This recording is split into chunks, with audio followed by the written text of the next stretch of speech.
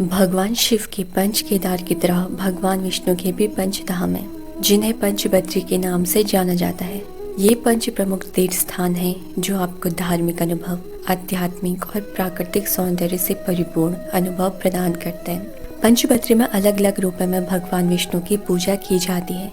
बद्रीनाथ, योग ध्यान बद्री, आदि बद्री, भविष्य बद्री और वृद्ध बद्री, इन मंदिरों में भगवान विष्णु का निवास माना जाता है। शंकराचार्य द्वारा जब भारत के चारों कोनों में चारों धामों की स्थापना की गई, तो उन्होंने उत्तराखंड में विष्णु के इन परम धामों की भी स्थापना की, ताकि भविष्य में लोग यहाँ दर्शन करने आ सके। पंचबद्री में सबसे पहला स्थान बद्रीनाथ का आता है, जहाँ भगवान विष्णु अपने स्वयंभू आकार में माँ लक्ष्मी, कुबेर और उद्धव जी के साथ निवास करते हैं। नर और नारायण पर्वतों की गोद में अलकनंदा नदी के तट पर बसा परम महापावन तीर्थ श्री बद्रीनाथ धाम विद्यमान है। भगवान विष्णु को समर्पित यह मंदिर आदि गुरु शंकराचार्य द्वारा चारों धामों में से एक के रूप में स्थापित किया गया था। इसे बद्री विशाल या विशाल बद्री भी कहा जाता है। यहाँ बद्री विशाल की शालिग्राम की 1 मीटर लंबी मूर्ति विराजमान है और मंदिर के पास स्थित तप्त कुंड और नारद कुंड की पवित्र जल में स्नान करने से मनुष्य को सिद्धि, पवित्रता की प्राप्ति होती है।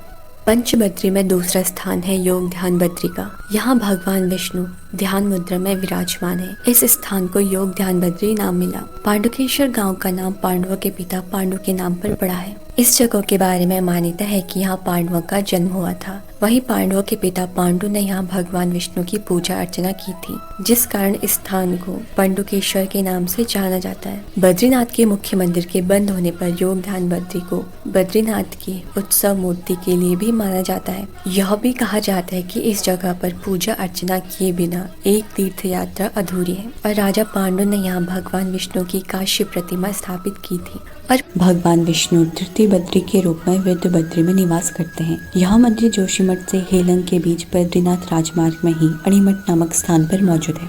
पुराणों में इस स्थान को नारद की तपस्थली के रूप में जाना जाता है। नारद को भगवान विष्णु ने वृद्ध के रूप में यहाँ दर्शन दिए, इस कारण इस जगह के मंदिर का नाम वृद्ध बद्री पड़ा।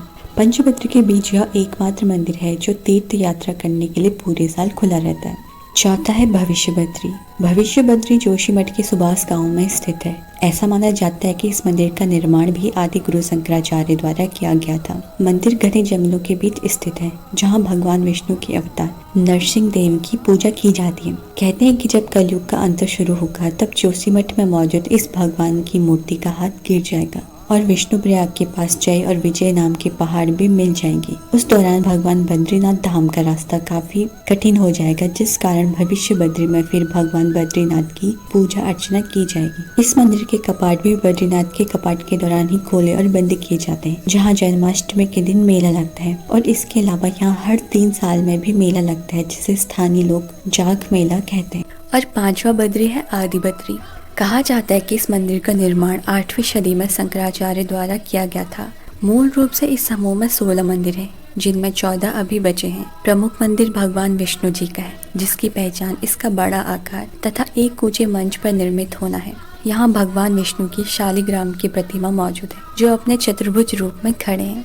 किंवदंती के अनुसार इन मंदिरों का निर्माण स्वर्गारोहणी पद पर उत्तराखंड आए पांडवों द्वारा किया गया था। ऐसे ही पंचबद्री यात्रा हमें अपने धार्मिक और आध्यात्मिक अनुभव से सजा देते हैं। ये स्थल आपको शांति, पवित्रता और प्रकृति का मिलन प्रदान करते हैं। आइए हमारे चैनल को सब्सक्राइब कीजिए, जहां आपको और भी ऐसे धार्मिक यात्राओं के बारे में रोचक जानकारी और दर्शन मिलेंगे। यात्राओं